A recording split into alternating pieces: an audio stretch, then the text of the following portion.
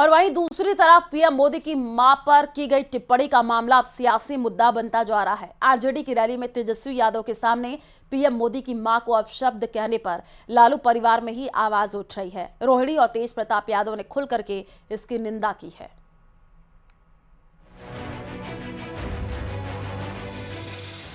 PM की मां का अपमान, लालू परिवार में घमासान। रोहिणी ने की सम्मान की बात, तेज ने की जेल भेजने की मांग। लालू परिवार में घमासान थमता दिखाई नहीं दे रहा है।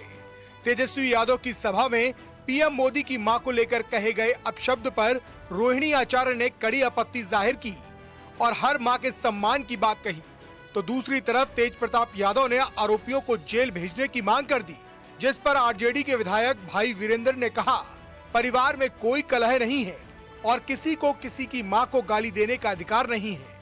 तो किसी भी माँ के ऊपर, किसी भी बहन के ऊपर इस तरीके का आरोप लगाया जा रहा है, ये नरेंद्र मोदी जी से और केंद्र की सरकार से और बिहार सरकार से ये हम मांग करते हैं कि जल्द से जल्द उसको गिरफ्तार करके जेल भेजा जाए। किसी की मां को किसी को गाली देने का अधिकार नहीं है।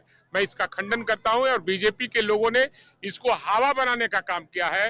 वो सिंदूर वाला भी जो वो हवा बनाने का काम किया, काम तो करना नहीं है, खाली जुमलाबाजी करना है। हालांकि इस मुद्दे को लेकर बिहार की सियासत में बड़ा विवाद खड़ा हो गया है। बीजेपी सांसद रविशंकर प्रसाद ने इसे बेशर्मी की पराकाष्ठा बताते हुए इसे नारी शक्ति का अपमान बताया है। वहीं आचार्य प्रमोद कृष्णन ने कहा कि हमारे यहाँ मां को देवता माना जाता है और इस तरह के बयान अकल का दिवालियापन है। ये बेशर्मी की पराकाष्ठा है। क्या कोई संस्कार नहीं है इनके पास? उनकी माताजी महिला थी ना, मुख्यमंत्री बनी थी, कैसे बनी थी छोड़ दीजिए। क्या प्रधानमंत्री की स्वर्गीय माताजी के बारे में इस तरह की शर्मिंदगी भरी बातें की जाएगी? ये देश की माताओं का अपमान है। उसमें प्रधानमंत्री की मां को गाली देना, मुझे लगता है ये अकल का दिवालियापन है और एक बहुत ही तरह का, एक अजीब तरह का पागलपन है। वहीं सांसद पप्पू यादव ने भी इस तरह की भाषा के इस्तेमाल को गलत ठहराया और ऐसे लोगों पर कार्रवाई की मांग की। दूसरी तरफ प्रशांत किशोर ने भी हमला बोला और कहा कि नेता एक दूसरे को गाली दे रहे हैं, लेकिन असली समस्याओं पर कोई बात नहीं कर रहा। चाहे किसी की मां को गाली दे, चाहे गरीब का, चाहे अमीर का, चाहे पीएम का, वो गलत है, बिल्कुल गलत है। और ऐसी राजनीति और ऐसे लोगों पर कार्रवाई होनी चाहिए। तेजस्वी यादव के मन से मोदी जी के मां को गाली दिया गया और तेजस्वी यादव की मां राबड़ी देवी भाजपा के अध्यक्ष दिलीप जायसवाल को अपना भाई बता रही हैं। तो आप बताइए कौन किसको गाली दे रहा है? ये जनता को बेवकूफ नहीं बना रहा है तो क्या कर रहा है?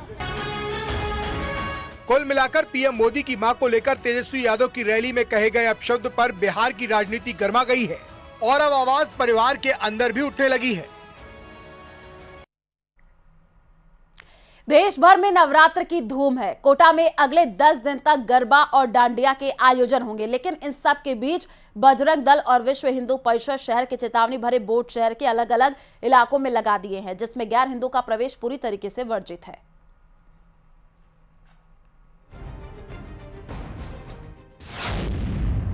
विश्व हिंदू परिषद और बजरंग दल की चेतावनी।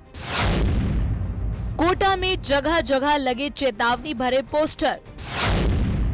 गरबा और डांडिया कार्यक्रम में आधार कार्ड से एंट्री। गैर हिंदुओं का प्रवेश पूरी तरह प्रतिबंधित। जगह जगह लगे चेतावनी भरे पोस्टर इस बात का सबूत है कि नवरात्रि के दिनों में पूजा पंडालों में अश्लील गाने बजाने वालों की खैर नहीं होगी। कोटा में नवरात्रि के मौके पर गरबा आयोजन के लिए भी मशहूर है।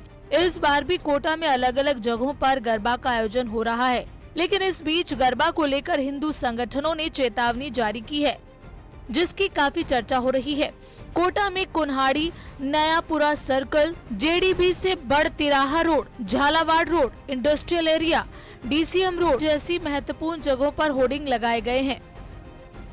से शारदीय नवरात्रा की शुरुआत हुई है, तो अगले 10 दिनों तक शहर के अलग अलग हिस्सों में, अलग अलग इलाकों में डांडिया और गरबे की धूम रहने वाली है। लेकिन इन सब के बीच में शहर के अंदर चर्चाओं में है वो होर्डिंग और वो पोस्टर जो विश्व हिंदू परिषद और बजरंग दल की तरफ से अलग अलग इलाकों में अलग अलग चौराहों पर लगा दिए गए हैं। स्पष्ट चेतावनी कि गरबे और डांडिया के कार्यक्रमों में जो भी एंट्री होगी वो आधार कार्ड को दिखाए जाने के बाद ही होगी और इन सब के साथ में कोई भी गैर हिंदू डांडिया और गरबे के कार्यक्रम में प्रवेश नहीं लेगा। और देखिए आप, ये चेतावनी जो शहर के चौराहों पर लगी है, ये कोटा का नयापुरा चौराहा है, जहां पर ये तस्वीर आप देख सकते हैं कि माताजी के कार्यक्रम में फिल्मी और अश्लील गानों का विरोध किया जाएगा। गरबा पंडालों में गैर हिंदू का प्रवेश पूर्णतः प्रतिबंध रहेगा।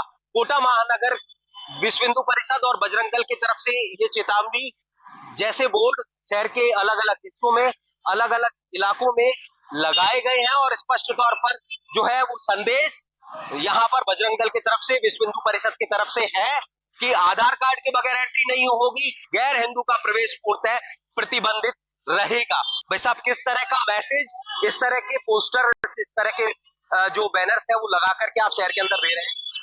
हम कोटा शहर में पुणे हाड़ होती और मैं पूरे प्रांत की बात कर रहा हूँ कि विश्व हिंदू परिषद और बजरंग दल हर उसको यात्री को चेक करने के लिए हाथ में कलवा होना चाहिए, माथे पे तिलक होना चाहिए और गौमूत्र हमारे हाथ में होना चाहिए, ताकि जो भी उसके अंदर गरबा के अंदर आए वो एंट्री हो तो उसके अंदर उसका छिड़काव लगाना चाहिए।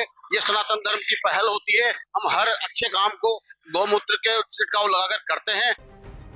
शहर के अलग अलग इलाकों में लगे बैनर और पोस्टर में साफ लिखा है कि माता जी के कार्यक्रम में फिल्मी और अश्लील गानों का विरोध किया जाएगा। इसके अलावा गरबा पंडाल में गैर हिंदुओं का प्रवेश पूरी तरह प्रतिबंधित होगा। वीएचपी बजरंग दल ने गरबा आयोजन समिति के साथ बैठक कर उन्हें ये सुनिश्चित करने के लिए कहा है। इसके साथ ही गरबा और डांडिया के कार्यक्रम में जो भी एंट्री होगी वो आधार कार्ड चेक करने के बाद ही होगी। डांडिया के कार्यक्रम चलेंगे तो उसमें मॉनिटरिंग के लिए क्या कोई आपने स्पेशल टीम बनाई है जो जाएगी, या वहां पर ऐसा कोई सिस्टम डेवलप किया है आप? जो गरबा डांडिया चलेगा वहाँ पे बजरंग दल के कार्यकर्ता मौजूद रहेंगे। हर जहाँ पे गरबा होगा वहाँ पे 10-10-20 कार्यकर्ता हमारे मौजूद रहेंगे। हमने हर गरबा डांडिया वालों से कह रखा है कि बजरंग दल की टीम स्पेशल अलग से चेक करेगी और उनकी मॉनिटरिंग बजरंग दल ही करेगा। अगर मान लीजिए कोई ऐसा शख्स जो आपकी नियमावली को पूरा नहीं करता और गैर हिंदू वहां पर पहुंचता है तो फिर क्या उसके लिए आपने प्लान दिया? उसमें बजरंग दल पूरा एक्शन लेगा, उसको पकड़ेगा, वहां से हाथ पकड़ के निकालेगा। नहीं मानेगा तो फिर इसको हम हमारे हिसाब से समझाएंगे और प्रशासन को सुपुर्द करेंगे। तो देखिए, स्पष्ट तौर पर इस तरह के होर्डिंग्स, इस तरह के बैनर शहर के अलग अलग इलाकों में अलग अलग चौराहों पर लगा दिए गए हैं और इन सबके बीच में एक मॉनिटरिंग की सेल भी बनाई गई है जो हर डांडिया और गरबे के कार्यक्रम के अंदर मॉनिटर करेगी, आधार कार्ड से लेकर के जो उसकी पूरी जांच चेक करेगी और ये तमाम नियम अगर फॉलो नहीं हुए तो फिर उसके साथ में एक सख्त एक्शन के मोड में भी विश्व हिंदू परिषद और बजरंग दल जो है वो है। हिमांशु मित्तल, न्यूज़ 18 कोटा।